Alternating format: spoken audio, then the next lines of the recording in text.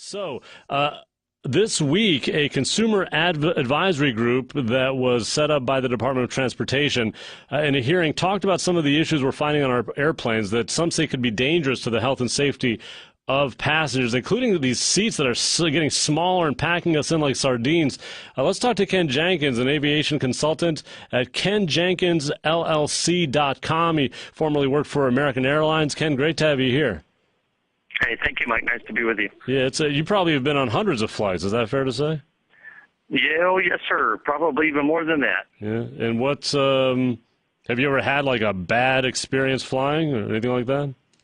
You know, I've been in aviation for 30 years, and I've been fortunate that I've only had one instance of I guess you would call it a bad flight where we hit some severe turbulence. Mm-hmm.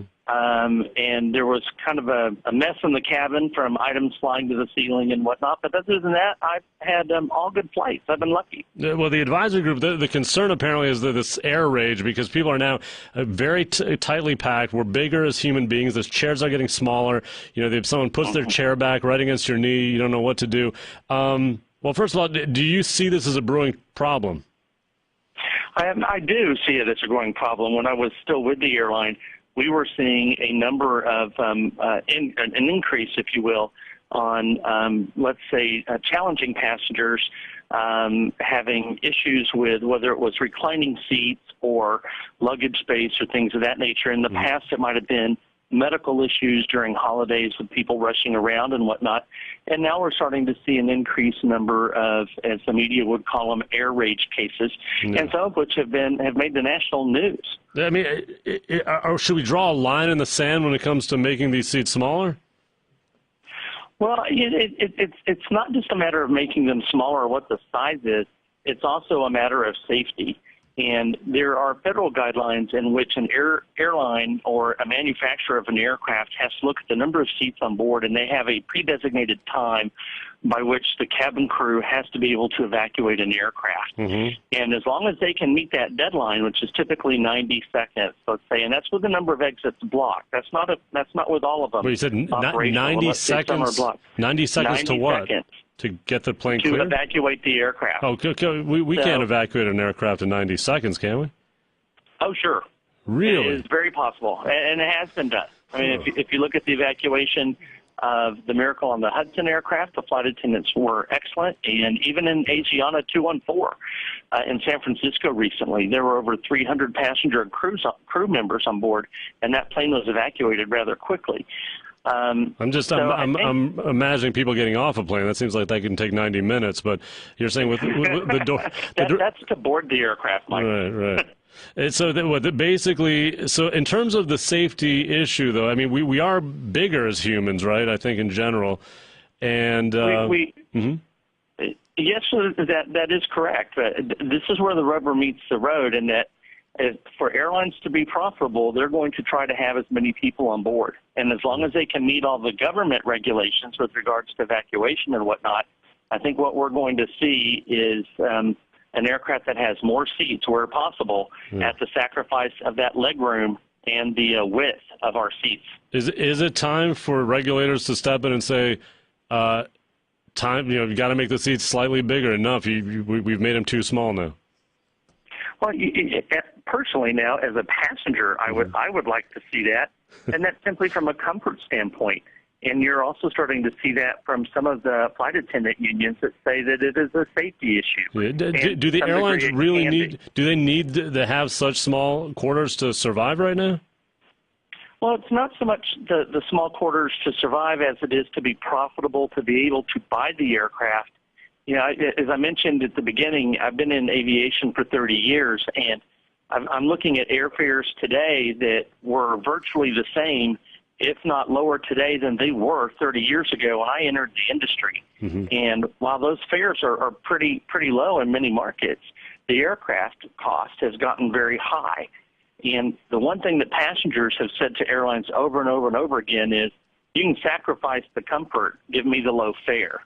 And that's what they want. So if you are in a plane and you've got you're just uncomfortable and you're starting to freak out, what do you recommend somebody does if they feel like they can't even breathe? Well, there are a number of things that people can do, of course, to take care of themselves, and in many cases, there are things that are outlined in the in-flight magazine that airlines provide in terms of stretching and breathing exercises and whatnot. But the thing that's most important to remember as a passenger in today's aviation environment is to pack your patience when you fly, because you're going to need it. Yeah, do you sleep usually on these long flights, or what's your technique to getting through a long, difficult flight? When I was younger, Mike, I was not able to sleep on a plane, and now I can sleep straight up, and I'm probably like many of the passengers today that kind of tilt their head off to the side with their mouth slightly ajar. Well, you have to get in there with your little neck support thing, don't you? Well, you must have one of those, don't you? No, and I don't even need one of those anymore. I can pretty much sleep sitting up now. Well, because then you wake up and your neck's kind of sore. But I see people get in there with their neck support and the iPads, right, to cover their eyes. They have it down. Well, I've watched people not only come on board in their pajamas, but they actually bring their pillow from home, too. That's brilliant. Look, to me, the best flight is the one where you fall asleep and wake up and you're there, right? That's a good flight. That's as good as it gets.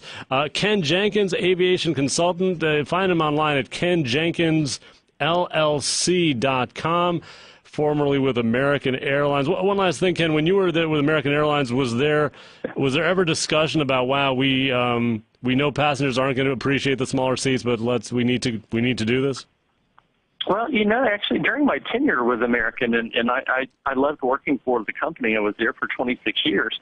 They actually had a promotion called More Room in Coach, where they actually took seats out of the aircraft and to give people more leg room. Unfortunately, the campaign wasn't as successful as people would like, because or as the airline would have liked, because people wanted the lower fare. And if that meant more people had to be on board the plane, then put the seats back on. People are driven by the cost, not so much the comfort today. Yep. Ken Jenkins. Ken, thanks. You're welcome, Mike. Thanks for having me. And that is it for us. Michael Cohen, producer Solomon Martin. It is so nice outside. I'm looking forward to getting home and unpacking a bike I just got. It's a folding bike. You've never heard of this, check it out. I saw a picture of one, and it occurred to me that I want to be able to get out and ride on trails, but I don't want to have a bike hanging off my car. You can fold this bike in half, a folding bike. You usually have to get them online. They're hard to get around Michigan, but something to think about. Hey, we're back tomorrow. Michael Cohen, producer Solomon Martin. Have a good night. Bye-bye.